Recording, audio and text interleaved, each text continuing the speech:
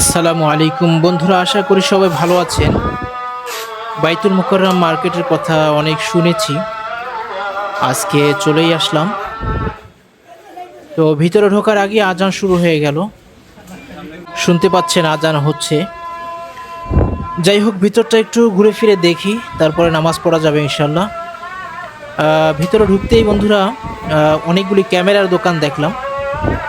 Camera accessories এবং অন্যান্য অনেক ডিভাইস এখানে বিক্রি করা হয় দেখলাম। আর ডানে বামে তো দেখতেই পাচ্ছেন বিভিন্ন ধরনের ইলেকট্রনিক্সের দোকান এবং ইলেকট্রিকের দোকান।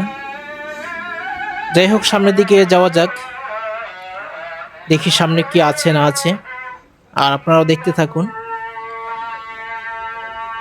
আর এটা হচ্ছে বাইতুল মোকাররম মার্কেট। অনেকেই হয়তো শুনেছেন, অনেকে হয়তো এখানে মার্কেট করতে এসেছেনও। এই যে দেখেন সামনে কার্পেটের দোকান, অনেক সুন্দর সুন্দর কার্পেট, বিভিন্ন ডিজাইনের বিভিন্ন কালারের কার্পেট,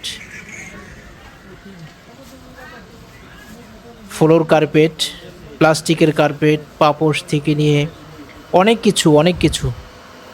ডান পাশে দেখতে পাচ্ছেন বিভিন্ন ডিজাইনের ব্যাগের দোকান। এই যে সামনেই ব্যাগের দোকান, বিভিন্ন ডিজাইনের ব্যাগ, লাগেজ, কম্বল।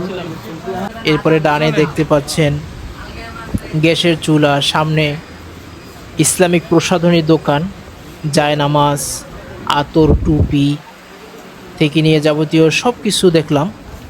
অনেক কিছুই পাওয়া যায়। দেখেন ঘড়ির দোকান, সবচেয়ে বেশি দেখলাম ক্রোকারিজের দোকান। এই যে বাম পাশেও দেখতে পাচ্ছেন কত বড় বড় দোকান, অনেক সুন্দর সুন্দর ক্রোকারিজের জিনিস এখানে পাওয়া যায় হয়তো। এই যে দেখেন ক্রোকারিজ, অনেক বড় বড় এক একটা দোকান। এই যে ডানে বামে দেখেন ইসলামী প্রসাধনী,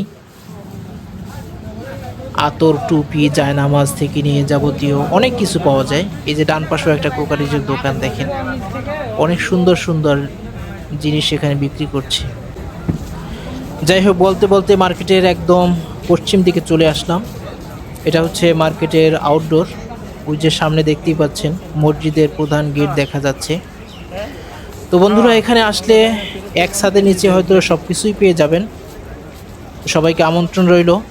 আর ভিডিওটা এই পর্যন্তই শেষ করছি। সবাই ভালো থাকবেন। আসসালামু আলাইকুম।